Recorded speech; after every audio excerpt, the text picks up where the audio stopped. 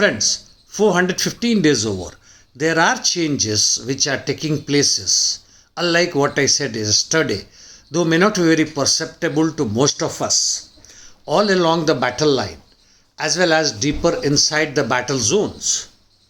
We had been waiting for the major Russian winter offensive and now Ukrainian spring offensive, but we are not sure when will they take place. We know the massive amount of weapons being pumped in to Ukraine and preparation from the Russian side as well, but we have to wait and watch.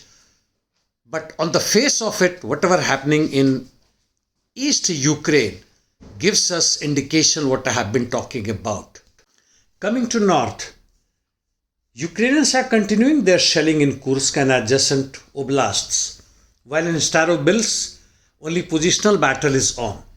On Svatovo Kremina, as before, limited Russian offensive continuing, wherein they are looking for the loose defense of Ukrainians and manage few fortified bunkers here and there, but nothing more than that. While in south towards Kherson, the right bank of Dnieper river, the Russian forces have been shelling and attacking Kazatsky and Tunovka and Kherson region itself, while Ukrainians have been shelling Kharkov, Donetsk regions and Gornostalivka. In east of Divka, the Russian forces are continuing their assault from Bakhmutovka towards westward to increase their area of control, while in Marinka, positional battle is on in central city. Belgorovka, offensive from the Russian side on, while in Seversk, the Russian forces are back with assaults. The results are not known.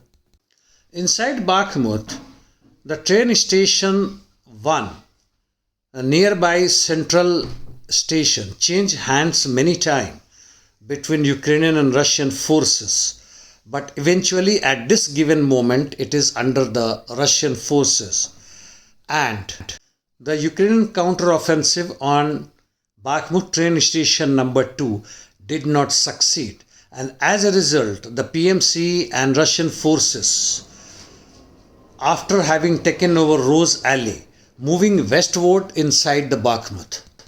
There have been conflicting news on Avangard Stadium, so I am not going into that. But in South Bakhmut, bus stand and transit hotel are under severe attack and probably had been taken over by the Russian forces. In another breakthrough, the PMC managed to capture MiG-17 statue zone. In short, the PMC Wagner, with the help of Russian army, is concentrating towards western part of Bakhmut and moving towards it from south of Azov plant zone and from east of Pilot's Monument. Ukrainian forces are concentrating on trying to retard the Russian movement, and while withdrawing systematically is destroying all the high-rise building in Bakhmut. Russian Air Force launched almost 57 missiles in Bakhmut on retreating forces and the reserves in various regions. As far as northwest of Bakhmut is concerned, no significant changes.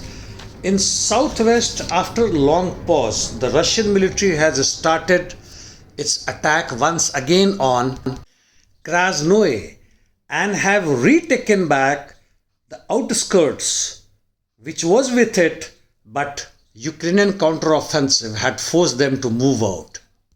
As per an estimate, 35% of Ukrainian resources in entire eastern part is being used in Bakhmut itself, including of course Seversk, Toretsk, Chasiv Yar, which includes 6 tactical groups, including close to 90,000, and being sucked in from even Marinka, Ugledar, Kherson, Kupiansk.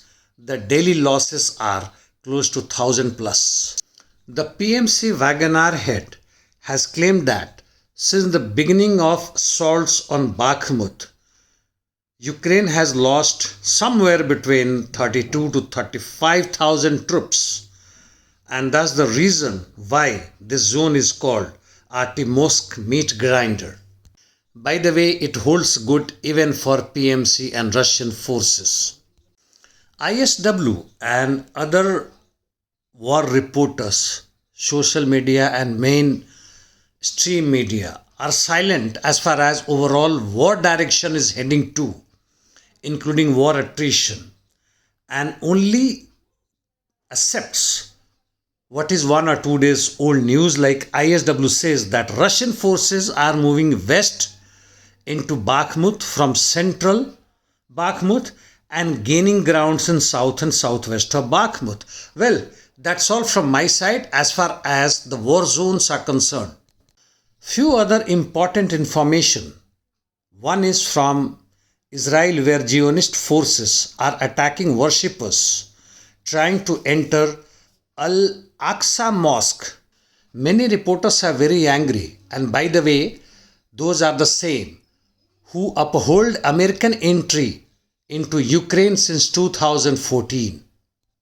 North Korea, in the meantime, free from many sanctions and cautions from the imperialist powers, is happily continuing with its missile launches. Thank you, friends.